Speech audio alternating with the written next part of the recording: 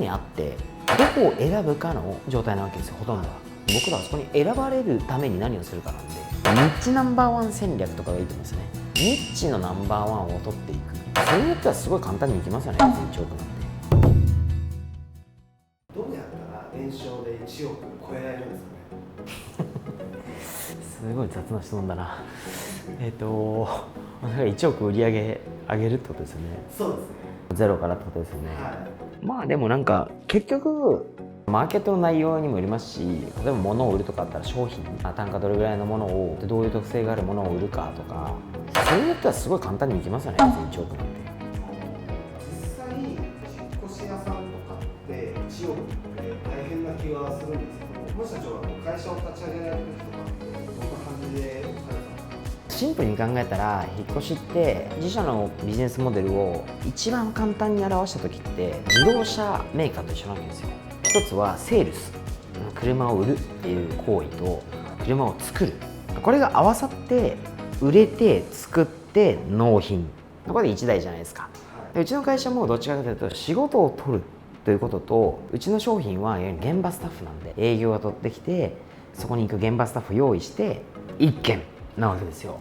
なのでシンプルにやることはこの2つなわけですよ。現場を用意して現場を取ってくるだけ、要は積み重ねじゃないですか。だから売上だけで考えたら単純にそれだけの話なんで、だからもう本当に仕事を取ってくることと、1億分の仕事を取るためにはどれぐらいの集客が必要で、どれぐらいの見込み客が必要で、受注率であれば客単価これぐらいになるから売上いくらで、それを取るとしたらそれを実行するのに現場の人数がこれぐらいいて、この車を用意してって行かせる、ただこれだけじゃないですか。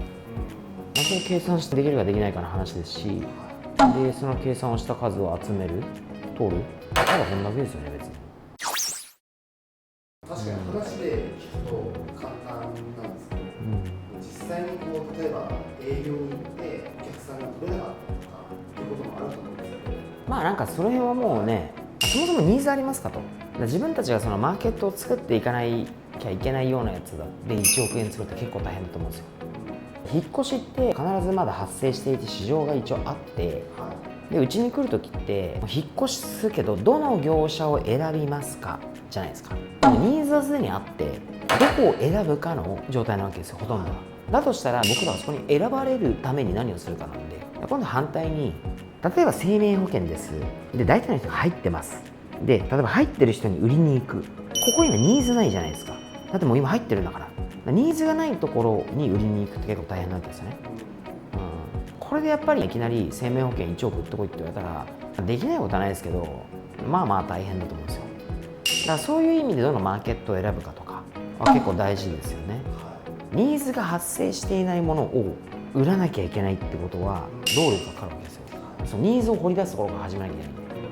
だからサクッと1億作るんだったら、すでにニーズが発生しているような市場、ただこの場合はレッドオーシャンが多いわけですよね。競争相手が激しい、ビジネスモデルがある意味参入しやすいみたいな。例えば飲食とかそうですよね。人は絶対食べるから、衣食住関係はそうじゃないですか。必要なんですよ。ニーズを発生しますと、どうやって選ばれるかをやるわけで、確かにすでにニーズがあるところに入っていく方が売り上げが立ちやすいんですけど、社長がおっしゃられたよ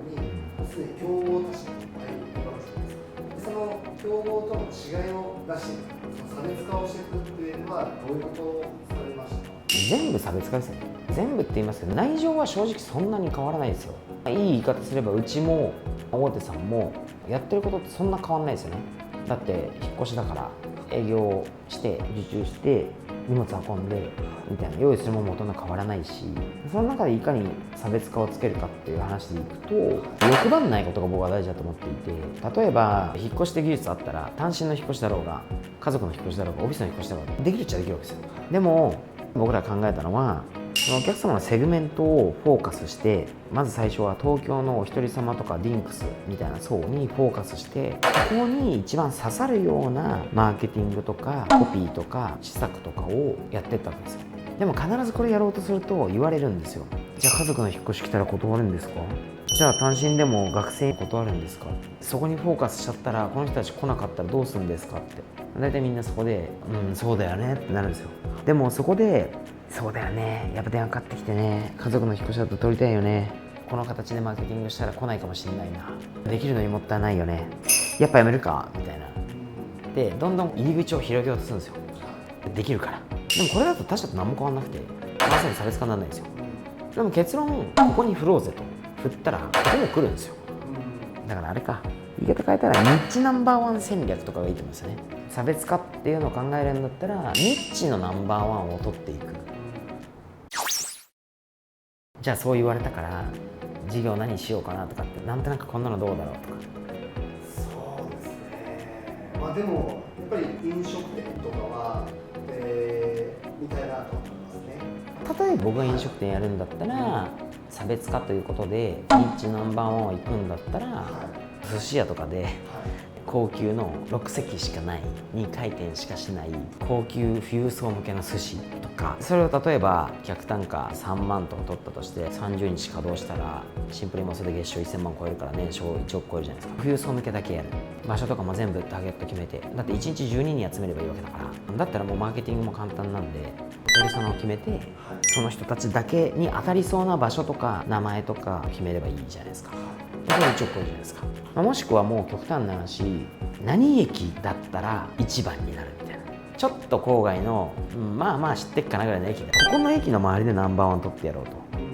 この駅でナンバーワン取るんだったら料理内容をどれにして、どういう内装にして、どこに店構えてとか、この店でこうやってやったらナンバーワン取る、こういう戦略ねみたいなとかって決めて、でそれを例えばなんか1駅ずつ潰していくとかね。でもそれを路線があるからこっからも人来るんじゃないかとか、あっからも人来るんじゃないかとか考えてると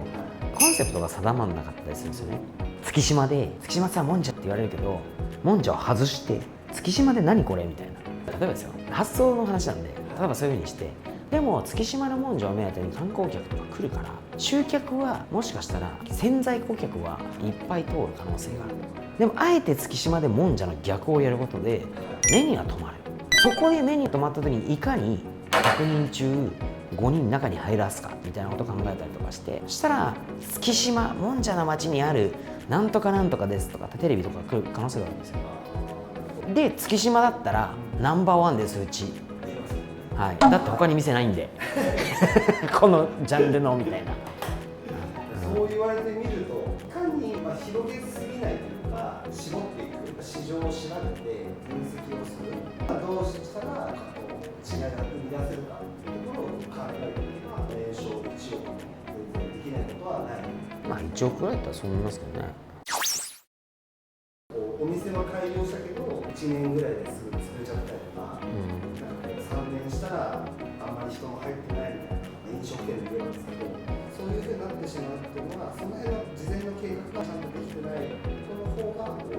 計画はもちろんできてないと思いますけど、まあ、例えばだから年商1億って単純に言ったら月商1000万じゃないですか。1000万って考えた時に、例えば飲食店だとしたら休みなしでやったとして30日もあるわけですから、シンプルに1日30万売れればいいわけじゃないですか。33万、33万売るためにはどのぐらいの広さと回転率、顧客数を呼ばなきゃいけなくてとか、なんかそういうふうに考えて店作ってしたりとかマーケティングしたりとかすればいいのに、ね、33万売るってことは、例えば昼と夜客単違うと思いますけど、平均して仮に5000円だとしたら、ね、33万売んなきゃいけないわけだから、シンプルに66人連れてこいと、お客様を連れてこればいいわけで、だとしたらその人数連れてくるためにはとかってちゃんと考えていけば、まあある程度想像ができると思うんで、それで微妙すぎたらやんなきゃいい話で。だってもっと極端な話言ったらですよ、一人で1億作ろうと思ったら